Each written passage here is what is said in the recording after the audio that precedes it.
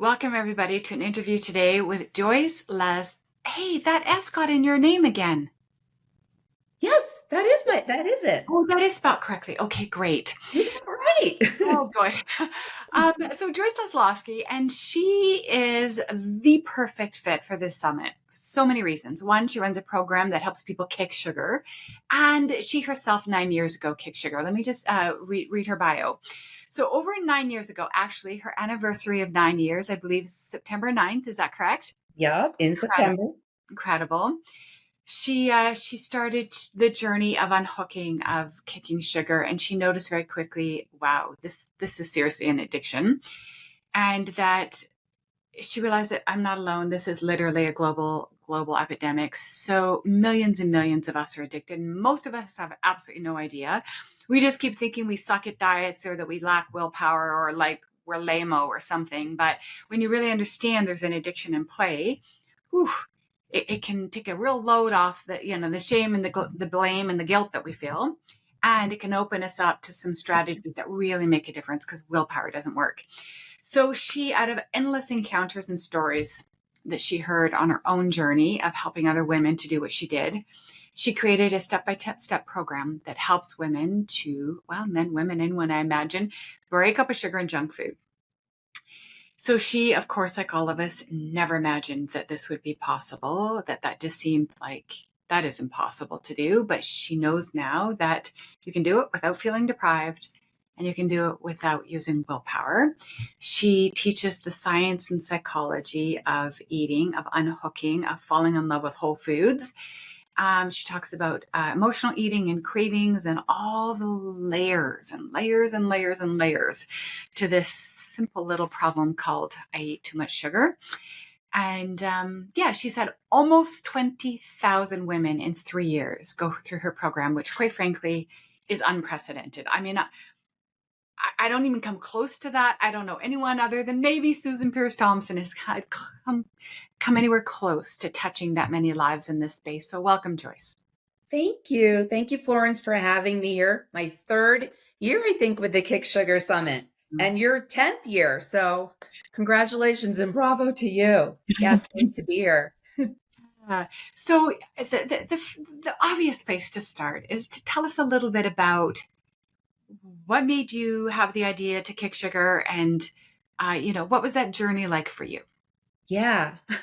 Florence, when I just heard you saying like 9 years, it's crazy because when I hear that, if you had told me 9 years ago, that one day, Joyce, you're my fairy godmother. One day you'll be sugar free and sugar won't torment you. I would have told you that you were crazy. I mean, ever since I can remember, I was addicted to sugar. I actually used to say sugar was my best friend, and I really thought that it comforted me. And the thought of giving it up, like never having it in my life again, it scared the hell out of me. So most of my life, I was physically and mentally unhealthy. At my heaviest, I was 67 pounds overweight, and that was 186 pounds. And I'm small, 5'3", little woman, and that's a lot of weight. And I struggled for years with my weight, high blood pressure, fatty liver. I had a high A1C, stomach issues, chronic sinus and yeast infections, along with depression and anxiety. So my moods, they were really like a roller coaster. I was actually very manic with these ups and downs.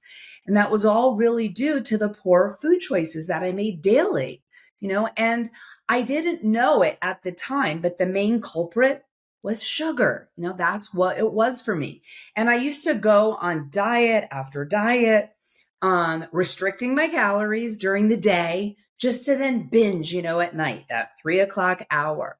Because by the end of the day, I just used all my willpower, and my body, frankly, it was starving for nutrients, and I was looking for a way to soothe myself, whatever uncomfortable like feelings or emotions that I had in the moment, which usually were at the end of the day when I sat down and got quiet. So by the end of the day, I was stressed out, I was exhausted, or I was sad, and I would just turn to sugar. There was my comfort, my best friend, just to avoid that numb and that pain. And it was my escape. I could easily back then, to give you an idea, throw back 2 pints of Ben and Jerry's ice cream, an entire roll of Nestle's, Toll House cookie dough. I didn't even have to bake it. I could eat it raw, just in one serving. Florence, I used to hide my addiction, which I know you working with women also is very common in this space. And I would tell my husband, it's so many years ago now, but I would tell my husband that I had to go pick up, let's say, like an item at the store. Oh, I forgot something for our son's lunch, and I run to the store, drive out there in the middle of the night. But really, I was going there and I was buying a bag of cookies or some type of sugary treat, M&Ms maybe. I'd sit in the parking lot in front of the grocery store and just stuff my face, feeling that blame and shame. And then I would go throw the bag out, before I drove home because I didn't want the evidence. I was on 4 different medications at one time. I wasn't even 40 yet. I'm now 54. I've tried 5 different antidepressants and was told by doctors to just face it. I was going to have to be on a lot more medications as I got older. It's just part of getting older. It's what happens. But I'll tell you what, the worst part for me of allowing sugar to really control my life, it was the constant daily berating of myself. So it was that blame and shame cycle, that I was stuck in that, that inner voice in our head that tells us we're not good enough. We're not smart enough, talented enough. Oh, Joyce, you're weak. You're lazy. You have no willpower. This is how I talk to myself daily. I'd say things. It's embarrassing to say now, but I want women to know because I see it in our group all the time. They share the same thing that I say. I would say things like, you fat loser. You're so pathetic, Joyce. You can't stick to anything, and that's how I talk to myself internally. And it was that mental abuse that I inflicted on myself, that was the worst. And in fact, it's really what's the most detrimental, to stop us from making positive change, any change in our lives. So it's just being trapped in that vicious cycle. But instead of giving up, I went deep. And after 17 years of doing my own research, diving into stacks of medical journals, reading books from leading experts on, sugar and functional medicine, neuroscience, brain chemistry, and the gut. So many of the same speakers who you have here at this summit. That's why this summit, I believe, is so important. And I'm honored to be a part of it because, I wasn't aware of this. I didn't know about it then. You didn't have it, I think, then, 17 years ago. So it's like, I had to do all that, but you put it all together. So it's here. And I gathered those tips and advice from these experts in the field of addiction and health, and I uncovered the dark, dirty world of sugar. But even more importantly, I really discovered the secret to kicking sugar, that no one really talks about. And that's what allowed me to break free from my sugar addiction once and for all. And I went from a lifelong sugar addict to never craving that sweet stuff again. And then that, as you talked about earlier in my intro, like that's what started me on that mission to start sharing my story with other women. And I discovered I wasn't alone. My whole life, I thought that I was broken. There was just something wrong with me. Like I said, that I lacked that willpower and that I had no self-control. But the more that I shared with women and I heard these same stories coming back to me of women sharing the exact same story, I'm like, you're just copying my story. That's what sent me on that mission to create I Kick Sugar and create the masterclass program where I do lay out the exact same revelations, the exact same steps that I used to kick sugar, as you mentioned 9 years ago, and then soon it's just word got out. I will admit, thanks to Facebook. And it's just, now as you said, it's close to 20,000 women from around the world who've gotten the course and they're reclaiming their health and happiness. So to anyone watching, hearing my story, I just want to say, like, you're not alone. and that you can kick sugar, because I did it. So many others do, and you can do that. Yeah. Thank you. So yeah, you really went through the hell of it all, and you're in heaven. And there's, for most of us, there's a purgatory phase where we haven't quite got it, and we're on again, off again, and we're slipping. And um, did that happen for you? I mean, you kind of make it sound like it was easy, like you finally got it all together, and then did it was like a switch going off for you, or was there a bit of a sputter and then eventually it stuck? Yeah. So great question. Um, the key to the course is progress, not perfection. And I admit to the ladies that, this is a process. We have been conditioned our whole lives and learned one way of eating and how to live and learn to become an unhealthy person. Now you have to unlearn that and learn what it's like. Take on this identity of becoming a healthy person. And that doesn't happen overnight.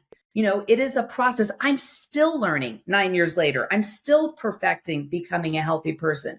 So, like I share many times through my journey, like when I first started and I claimed my sugar freedom and I went sugar free, I didn't know everything. So, for instance, I was still eating certain things like Lily's chocolate was really big at the time. And, boy, I was downing those. And it's sweetened with erythritol, with some stevia. And I didn't know anything about erythritol. And I'm not saying erythritol is bad. Kind of the science is still out there.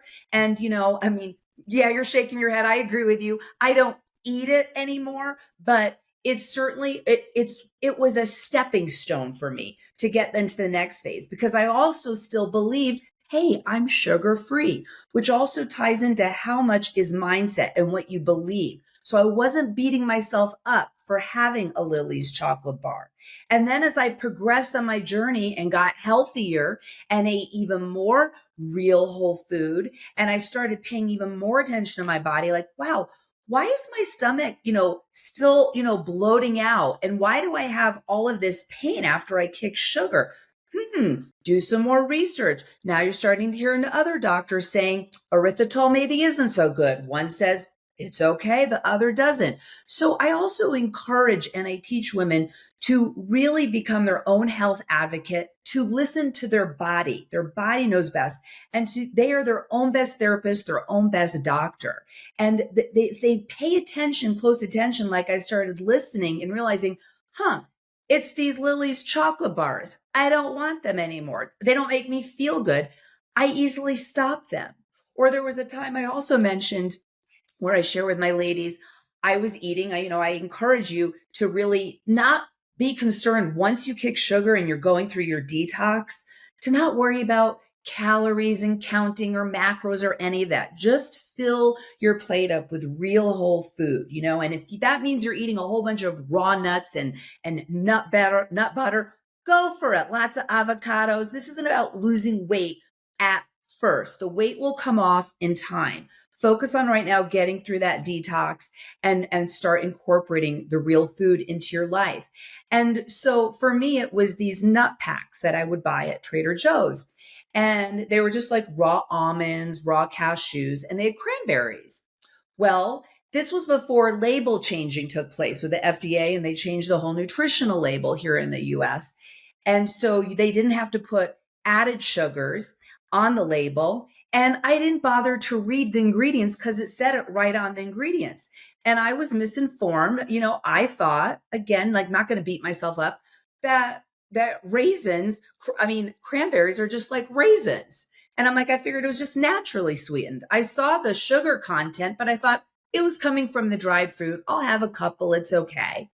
Then, like about 6 months later, as I've been eating these, then the new labels came out and I happened to glance down one day picking them up and I saw added sugars. I'm like, what's this 10 grams of added sugar? It was only 3 that was naturally occurring and the other 10 was coming from the added. And then I really paid attention, which I teach my ladies to do now, not make the same mistake as me, to read the ingredients, not just the nutritional label, but what's in there. If I had done that in the past, I would have seen the cranberries had, cane sugar on it. But then I read that, I'm like, oh my goodness. Now I'm 6 months, 8 months into being sugar-free, declaring my day. Did I beat myself up? No. Did I start over from day one and go back and start my journey? No, because that's what we're always doing. I corrected, I pivoted. I learned from my slip up, from the little swerve in the road, is what I always tell ladies on this program. There is no wagon to fall off. It's like you are only failing if you quit. But if you learn from a lesson like that, in this case, it was a nutritional lesson, and you make an adjustment, you move onward. So, now it's just raw nuts without any dried fruit in there, definitely not cranberries. So that's what you learn. Right, right. Thank you. And yes, for normalizing, because I don't know anyone who did a cold turkey sugar. They probably exist.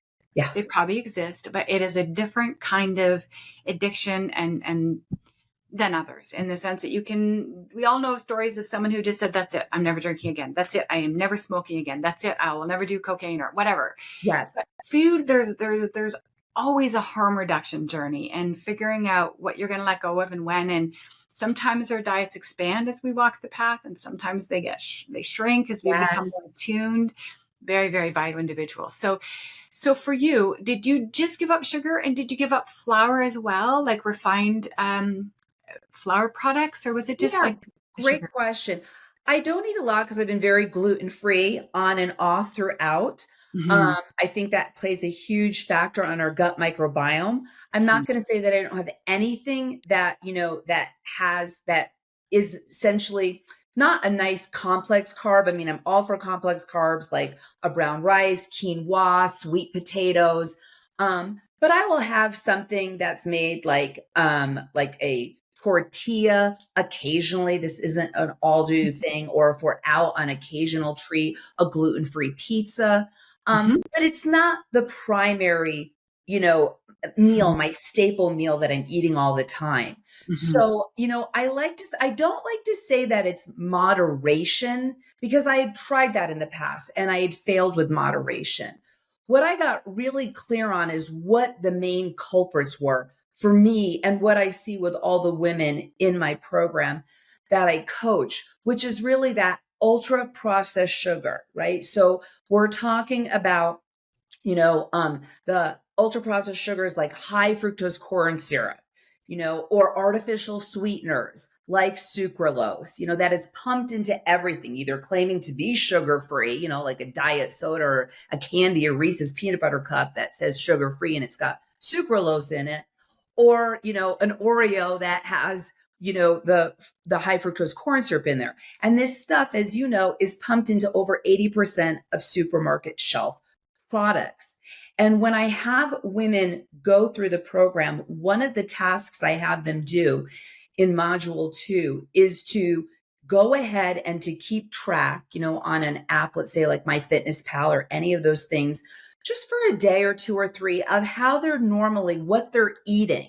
So they can bring awareness into that, because so many also say, oh, I'm not eating that much sugar, you know, because they had a Big Mac and fries and a Diet Coke. And they think, well, I didn't have the apple pie or the hot fudge sundae, so I didn't eat sugar. I didn't have my M&M bag this day, so I didn't eat sugar. And what they really come to discover is, oh my gosh, as you know, sugar is in just about everything that we eat now if it's processed. And my women, on average, when they do this task, they're shocked. It shocked me, actually, because when I did mine, I was at about 180 grams of sugar a day is what I used to eat a day. And I thought that was a lot, Florence. But actually, on average, my women consume 200 to 400 grams of added sugar a day. So when they, it's crazy, I know, because I mean, you just add it up when you're talking about, oh, well, I think I'm having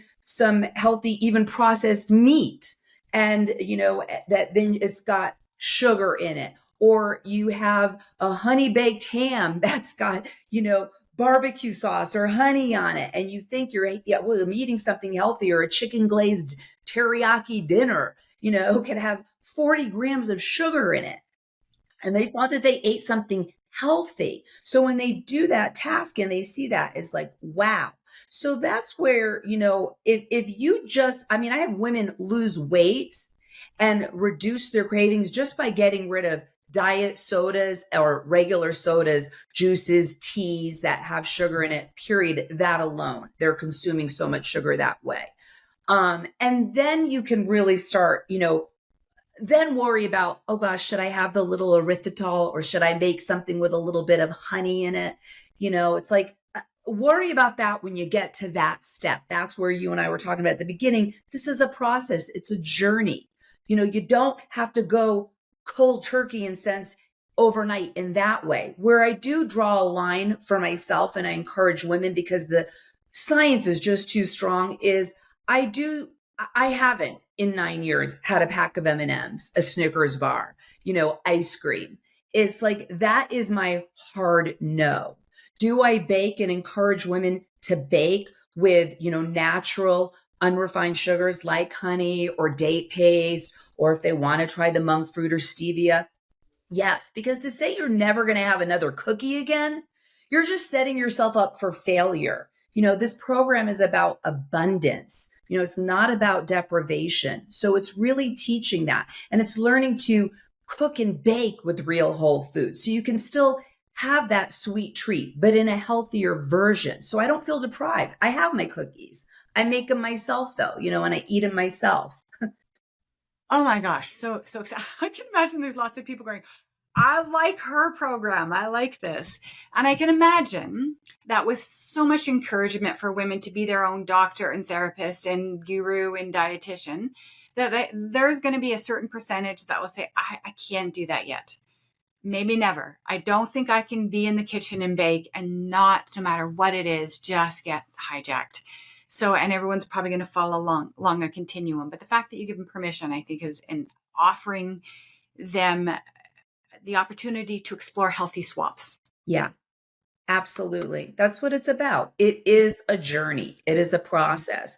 And that's why also in my masterclass program, as crazy as it is, it continually goes on. I have women who have kicked sugar, who've lost 60, 70 pounds, who've been sugar-free for 2 years plus, and they're still showing up on the live monthly coaching calls because it's about community and support. And it's about learning because I'm always learning. So I'm sharing with, my ladies on our live calls each month.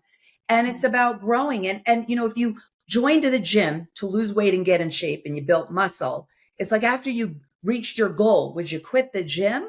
It's like, no, you would lose everything that you worked towards. So just like that, you want to continue in this community because a lot of them don't have community. They're surrounded by others who are still eating that way. And so it's great to have that camaraderie and that support to go through life, being a healthy person and having friends that are healthy people as well. And that's yes, because we're not alone. There are millions of us, Joyce, that are walking this path, that are waking up to the harms of sugar, that are attempting to reduce, if not eliminate, our consumption. But truthfully, if we all closed our eyes and thought about our inner circle, our friends, our family, our outer people, I know nobody on this path personally. I have met everybody on this path through the work that I do, through my 12-step programs, through my addiction recovery programs. Like, that's how I've tapped into these other people. We are often extremely isolated in our personal lives, but there's an ocean of us out there when we tap in through groups, right? And realize, oh my goodness, I might never have crossed paths with you because for one, you're in Portland and I'm up here in Canada, or whatever, right? But yeah, and we might spend our whole life, I might die a woman in my personal life. I will never meet another person who raises their hand and say, I fall on the sugar addiction spectrum and I am on the path of learning to become a whole food woman who just really just chooses whole foods, the ones that work for me. You have an amazing free workshop where you talk about your 3 secrets to unhooking from sugar without, losing your mind. Yeah. And one of them is a counterintuitive strategy where you say something like, I teach you how to kick sugar without kicking sugar. So what does that mean? Yeah. Well, how many times, like I was saying, have we told ourselves, I can't have that cookie, I'm on a diet. And then all you do is think about that cookie, leading you to eventually cave, snap, and you eat the cookie, then another, and soon the entire bag. So let me explain my philosophy behind that. Deprivation, bottom line, creates fixation. And it is, I believe, part of the diet mentality. It's that all or nothing mindset that's keeping us stuck in this vicious cycle of eating sugar and just really being miserable. Trying to white knuckle our way to food freedom, it just creates anxiety and fixation, causing just the opposite effect for us. So all we do is think about and obsess about sugar, making our cravings worse. And then, this is so damaging because when we tell ourselves, I can't have that cookie, and then we eat that cookie, we lose trust in ourselves, and I know I've tried this way for years and I ended up hating myself. And it just made me want more sugar. And then I would eat more. So the very thing I was avoiding, was haunting me everywhere. So I say, give yourself permission and the desire stops. So I tell my ladies, I say, I don't want you to stop eating sugar when you go through the program. Don't intentionally change your eating habits when you start the program. This is the first set of instructions I give them when they start it. I don't want them to change anything in their diet. Keep eating the sugar if you want. Don't eat your veggies. I mean, I know it sounds crazy and, as you said, counter, intuitive productive here, but it's very typical. When a woman joins my program, they say, I'm scared actually to start the program because I fear of giving up the sugar. I mean, I actually remember a woman saying on a coaching call, she showed up on her first coaching call and she said, my panic wouldn't let me start this program for 6 months. So she bought it and then she was sitting on the program for 6 months, because she didn't want to give up the sugar, So I can't tell you how many times women share those same similar feelings. And I get it. If I could share a story that kind of puts it all into play for you. When I was in my late 30s and I was pregnant with our son, my husband and we actually attended these weekly private hypnobirthing classes. And in one of the sessions, the hypnotherapist, she said, and she had a private practice also, she said, Joyce, I work with women and men, getting over all kinds of addictions and issues, so I could actually hypnotize you, she said, to never eat sugar again. And at first I was like, what? Like, I was really excited and intrigued about this opportunity to finally be free of my sugar addiction that tormented me. So I scheduled the appointment with her. It was an individual session for the following week to cut the sugar. So later that afternoon, we get home from our class and I started to notice this anxiety creeping in. And I had these thoughts about never having sugar in my life again. And I didn't really know, if she could hypnotize me, or not, to ever desire this. But the thought of not having it in my life, like, again, it actually sent like these massive waves of panic and this fear over me. So this is the addiction that's trapping me in my prison that I built, over this lifetime of conditioning.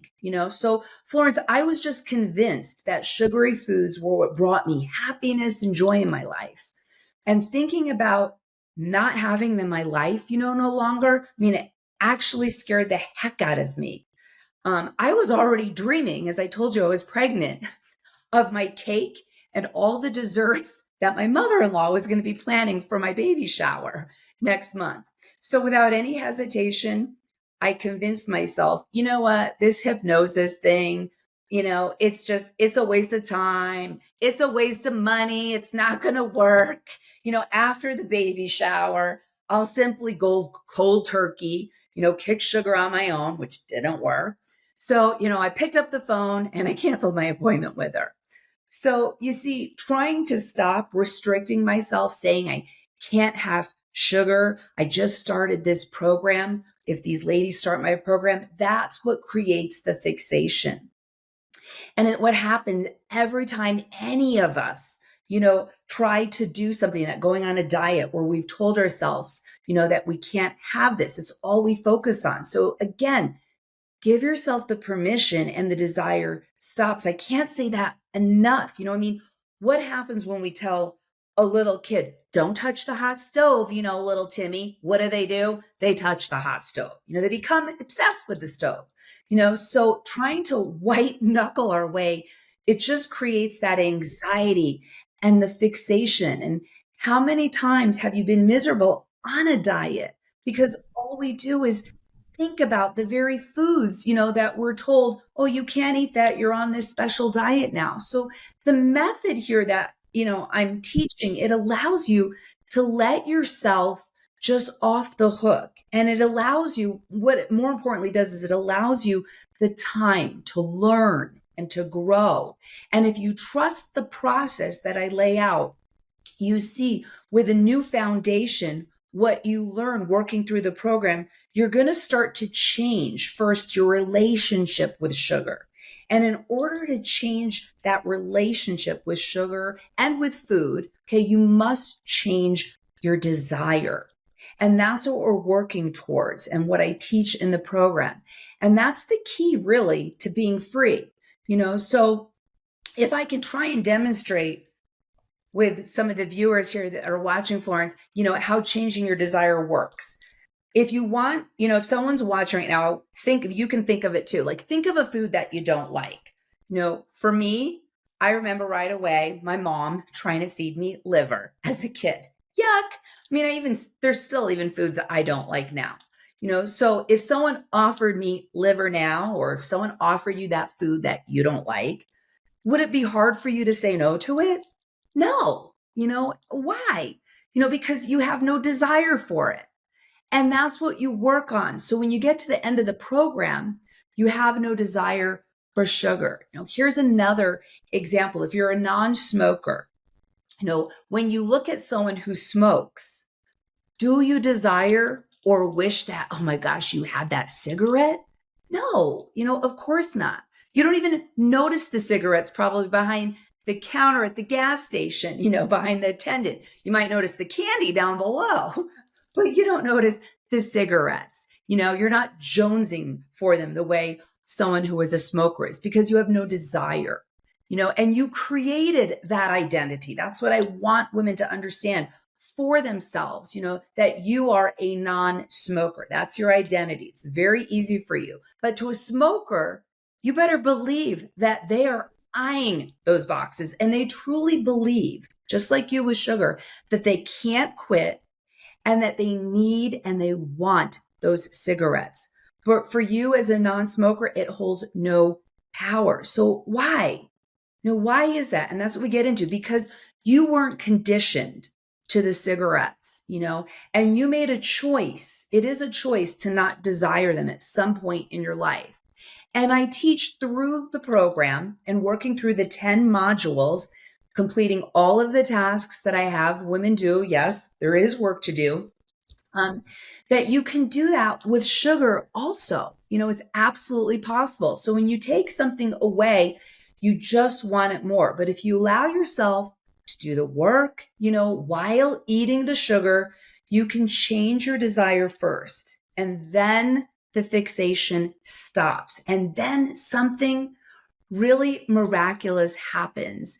And you actually can relax and you can focus and you can learn to change your beliefs, and this allows you to build that foundation. And it's allowing you also what I like to call building a case against sugar, like the book, Gary Taubes' Case Against Sugar, right?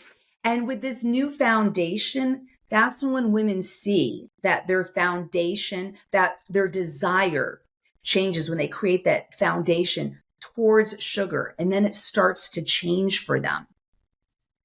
So to summarize that, so basically, you're basically saying, I'm not taking anything away from you. You can eat all the sugar you want. It's your journey.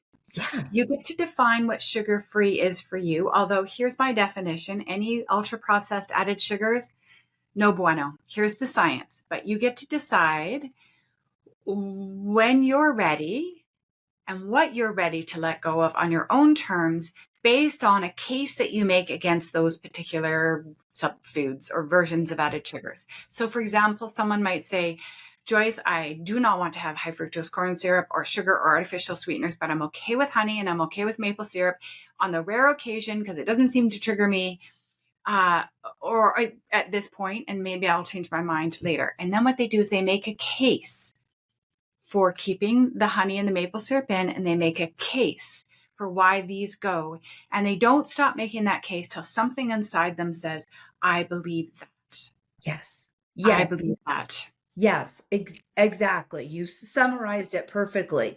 I mean, the program, we're working on two sides of addiction. Just to kind of expand on like a bit more about that case, like that they're building there.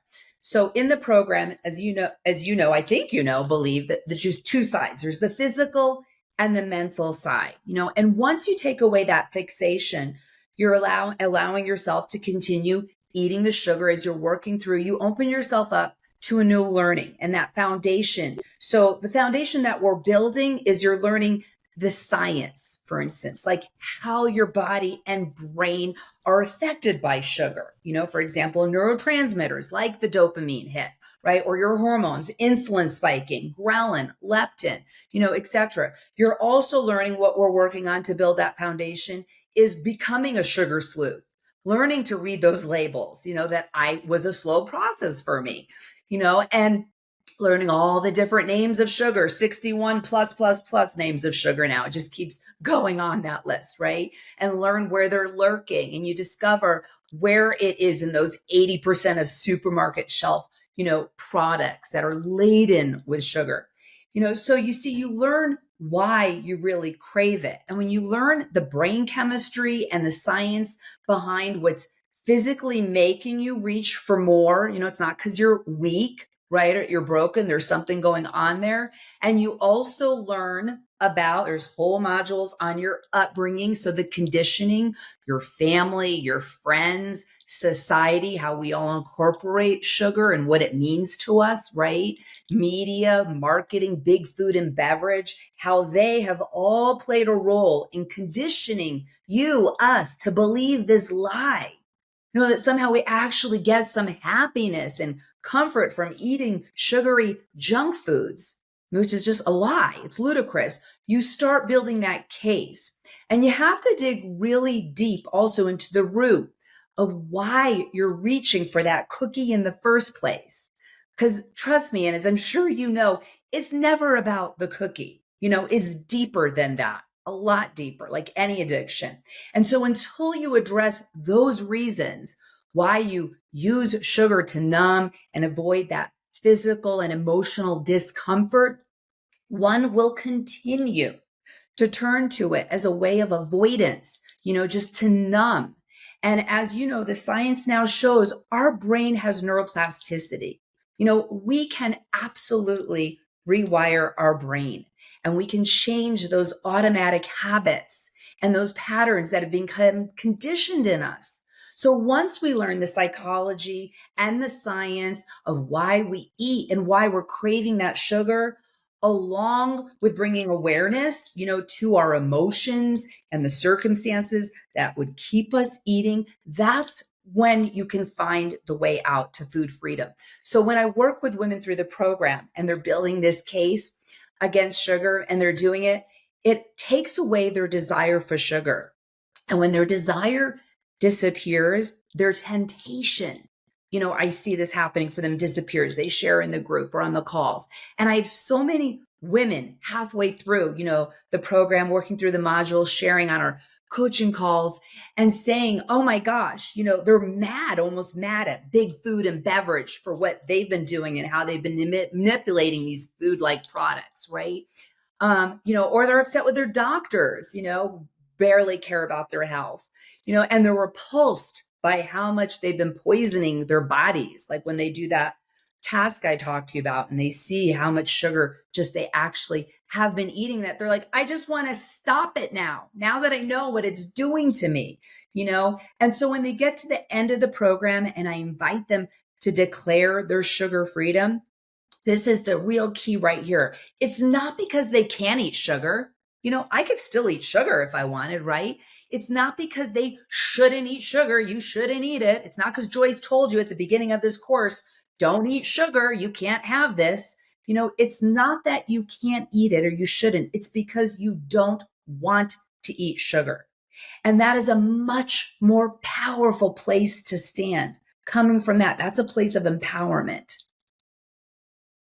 Yes, for sure. Absolutely. And I know that for me, that is the only approach that really worked. Although I probably had it, I think there's probably three things on my journey. One of them is it did help to have a full abstinence break when I first got into my 12-step program and they took everything away from me and I detoxed and miraculous changes took place in my body and mind. I had the lived experience of how much better I genuinely felt off Yeah. processed foods, and that 99% was different than 100%, that having a little bit still triggered migraines, still had cravings. It was different for my body. So I had that lived experience and my body never forgot it. Like it stopped fighting me. It became my ally. It's like, that was better, you know? The Yeah. second thing is that I would call, whenever I would wind up slipping, binging, relapsing, winding up in the ditch, I would say to myself, when you're ready, you can eat this as long as you want. There's no hurry. Like, when you're done, let me know. I don't know what part of me now I call it the sugar dragon, but at the time I just knew there was a part that was not willing to let go and I wasn't going to get into a fight with it. And Mm-hmm. then there's this moment where it's like, you're just ready and everything's aligned and there's no resistance and it's peaceful and you get back on track because you're doing what you want to do. And there's no willpower. As you said, there's no willpower required to do what you want to do. Yeah. But how do you get connected to that part of you that's truth based and not sort of caught up in deprivation or everyone else is having it or any sort of other stories around why we should have the first bite and why we can't do what we really want to do. So yeah, I I think echo. I think it's about bringing awareness to yourself, right? Your thoughts, your actions, and your thoughts. I mean, Mhm. awareness is key. We walk around all day long on autopilot, and are not even aware with what we're doing. So we first have to bring that awareness physically to our physical health, like where we're really at. Like one of the tasks I have women do is get blood work done. I give them a blood work, panel that they need to go do. They need to get like a BMI scale, know what their body fat percentage is, know what their visceral fat is. These are numbers that they have no clue about. Step on that scale, scary for a lot of women at first, to do that. So before you can make change, you have to see what the problem is what I'm saying, and identify that problem. Um, and then, the second is then emotional. So that there's a lot of journaling. It's like, I think that's very key. And it's a big component of the program is the journaling. And I give them, they don't have to figure it out on their own. I give them tasks and journaling prompts, and I share with them what I did to have my ahas.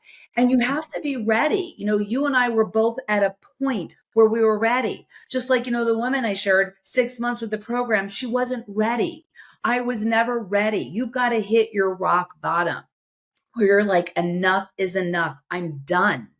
And I'm ready to face and look at where my life is. And what I encourage and share with women is, they think it's hard. It's hard to kick sugar. They think it's hard to work the course, to do the work. And I want to remind them they're already living hard.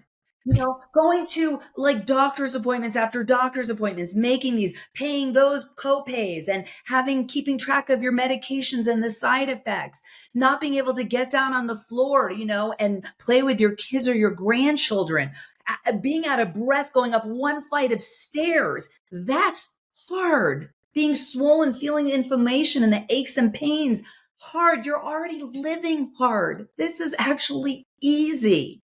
It's a decision and a choice. And you have to get clear on that. That's why I say it's a journey. And if they haven't ever had this kind of conversation or dialogue or done this type of mindset work, which many haven't, that's why I want them to just go through the course right now, not worry about the sugar, learn all of this, embrace learning about you. So then that you fall in love with yourself and you want this for you because you see what it's doing for you. So that I think is the key to being able to switch the flip. I said that wrong. I'm dyslexic, so that would make Well, sense. me too. I totally followed you. I just said that backwards. You know what I'm saying. Totally do. Yes. So the third thing I was going to say, the one was having an experience of extended abstinence where it was very helpful. It was very helpful. Yeah. The second thing was giving myself permission to stay with the sugar until I was ready. I did this all intuitively, just like you did, just like you teach your amazing, huge tribe. And the third piece for me was learning how to say a no that sticks. And it was just about, and I could hear in what you're saying, like, oh, I know that parallel. I know the truth of what she's saying. When I made a decision, Yes. it was decisive. It was no. Now there's different ways of saying no. You can say no, fuck off. as random urge comes out of nowhere, because even though the desire is gone and can be gone for a long stretch, for me, there can still be these waves that can still get triggered into, moments. Yes. And sometimes they're emotional, sometimes they're smell, sometimes it's fatigue. Who knows? There's so many different triggers that can awaken my sugar dragon, and it can start to get a little like, when that's suggesting and justifying, and I can feel something awakening in my body, and I can hear its voice. It's starting to make, really compelling arguments. And so you could do that. Hey, not no, right? Like this no, or you could do no, Right. sweetheart. We don't need the cookie, but tell me what's going on for you. Because I know we never need the cookie, but what's really going on, which is where your journaling comes in. But that decisive, I know my truth and I know what I want, and this isn't it. So there must be something going on. And until I could say no and have it stick and have enough time in that place of, I'm a whole food woman. Yes. I didn't have enough of a void to have the motivation to do the journaling, to do the emotional recovery work. Like, it was just so darn easy just to go back to a cookie and then be fine for a while, right? Do you know what I mean? Yes. Yeah. Yeah. Totally.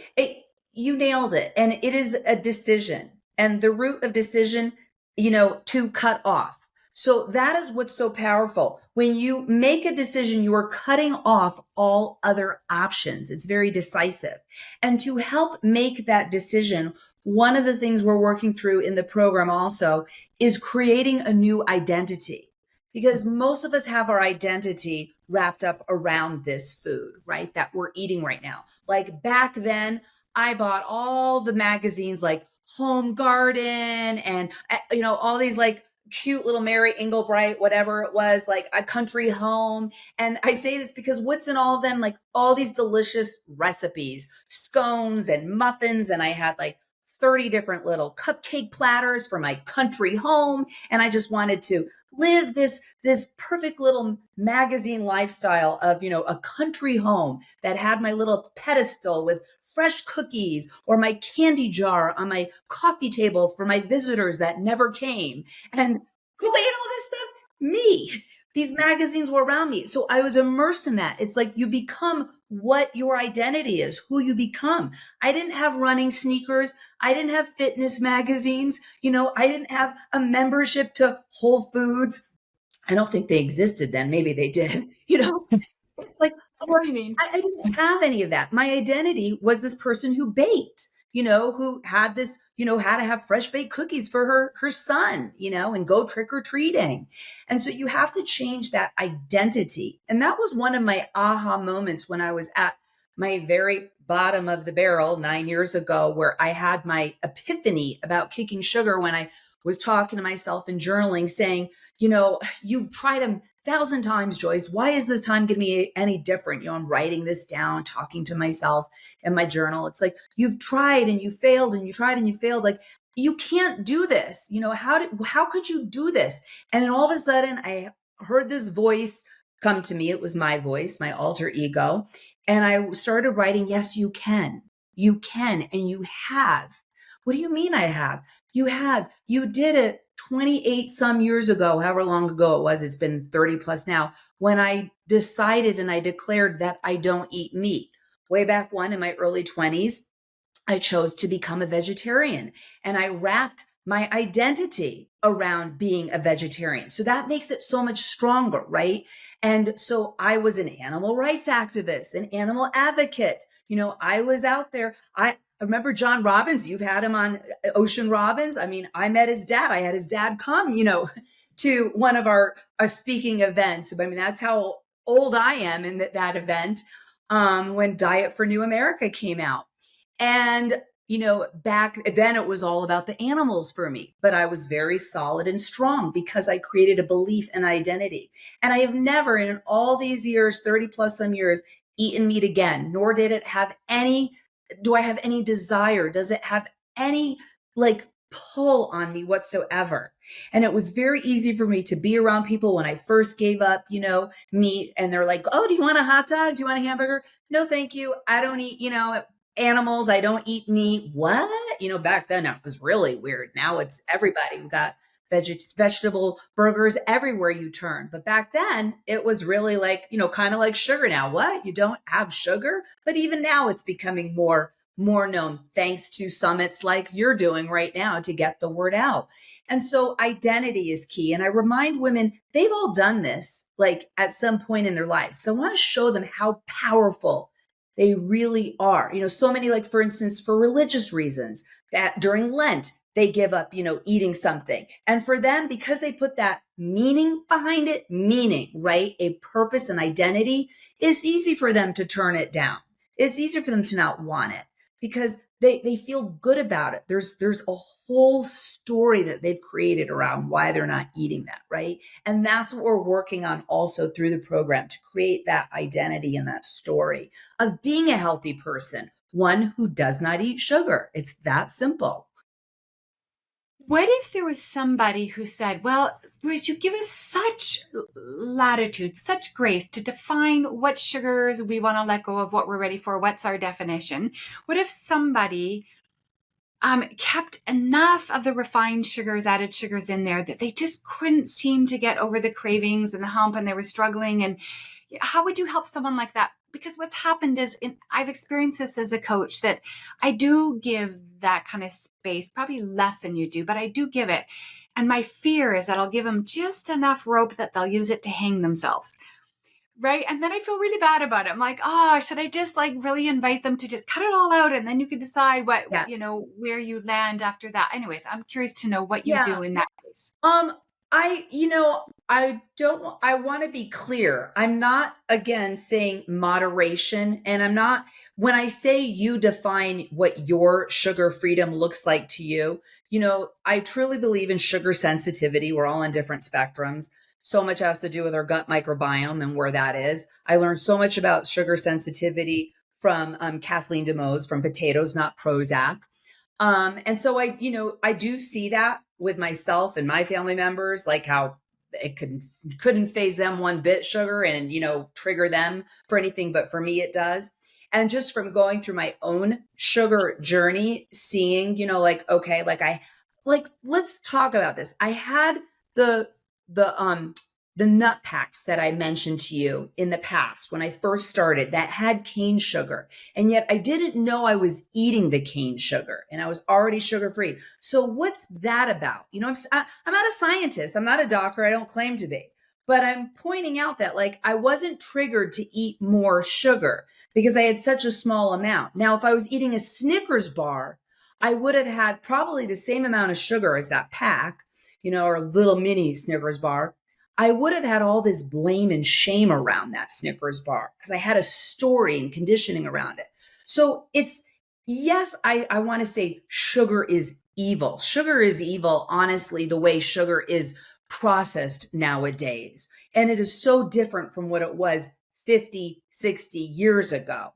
And, the sugar industry has purposely manipulated our food, now. We're not broken. Our food system is broken. And we're not even eating food, as you know. It's food like products, just full of chemicals. And it is actually altering and changing our chemistry and our bodies in every which way. Why we're dealing with a massive obesity and type 2 diabetes epidemic. Why more than 100 million Americans have diabetes or pre-diabetes, and nearly 74% of Americans are overweight and obese. And 43% of them are obese. That's just staggering. These numbers were not there 60 years ago. And you can see the rise of the sugar industry with the rise of diabetes and type 2 diabetes, as well as, our obesity epidemic. And so I definitely went sugar free. Although I guess at least in my mind, I did. Yeah. I was still having a Quest bar also that had sucralose. And, it's 1 or 2 grams. It's such a small amount, but like diet soda, I don't condone that. And I learned, but I didn't start my journey over and say I failed. It's like I kept on going, as I think it's Oprah who says, you know better, you do better. It's like, so that's part of it also. Progress, not perfection. You know better, you do better. I do avoid, sugars. And when I am eating an unrefined natural sugar, like I'm baking, like I make a banana bread that literally like with almond flour and some coconut oil, and it's got 1 tablespoon of honey in the whole loaf. Or I'll use chalk zero chips, that are sweetened with monk fruit, that there's like barely any sugar in there. And I feel good about it. And I don't think I'm eating sugar because I'm not eating the way I was eating when I was stuffing my face with a bag of M&Ms or cookies in that car parking lot, right? So it's like I make it and I feel like good. I can feel good and celebrate and not feel deprived. There's no deprivation there. So that doesn't throw me off the edge because I have something and I feel like it's a sweet treat. And I still moderate, I still watch that. And I teach in the program not to exceed 25 grams of added sugar a day. And I'm encouraging that to come not from cane sugar and sucralose and all that other high fructose corn syrup, but to come from those natural unrefined sugars. Like if you're going to cook with some honey, or you want to make something with monk fruit, although that's zero really sugar. So it's zeroing out, or date paste, or dates, like to still watch that intake for sure. Fruits though, I love fruit. I get asked all the time, do you eat fruit? Yes, absolutely. Fruit is, as you know, a naturally occurring sugar. Eaten whole, it's fantastic. It's packed with fiber, water, vitamins, minerals. I mean, it's nature's dessert. We were meant to eat it, and our bodies can handle it if you eat it whole. So not fruit juice, not, apple juice, orange juice, or juicing something like that, but eating it whole. And that can fill you up. So, I love berries. I'll have some apples. It's like there's a kiwi. Like there's no problem with that. I'll have a banana or a half banana if I choose to have a protein shake and I want a little something extra in it. So again, moving towards real whole food and a natural, unprocessed, unrefined sugar is best, but still watching that intake. But again, what I'm telling women is not moderation. Like, yes, detox off. But what I am saying is if you have a swerve in the road, call it a food slip up, just get back on, straighten out your wheel and keep on driving. Don't stop. Totally. Yes, yes. Yeah, and eventually if they journal and they do the awareness and they walk your path and they just keep giving themselves to continue to eat what they're eating until something inside them says, I think this isn't working for me. And it's on their own terms. There's no resistance anymore. They move forward peacefully. That piece drops and, and they go on and down the road, they might discover, I'm going to let that go now too. And right, we take all the drama out of it, which Absolutely. Yeah. yeah. Amazing. So I do know that you've put together an amazing free gift that we're going to put in our Summit digital packages. And it is the Sugar Sleuth Kit, which I imagine you put together so that people don't fall into the same oopsie that you did. Do you want to talk a bit about that? Yeah. So I'm sure you'll give the link to anyone that wants to get the free Sugar Sleuth Toolkit.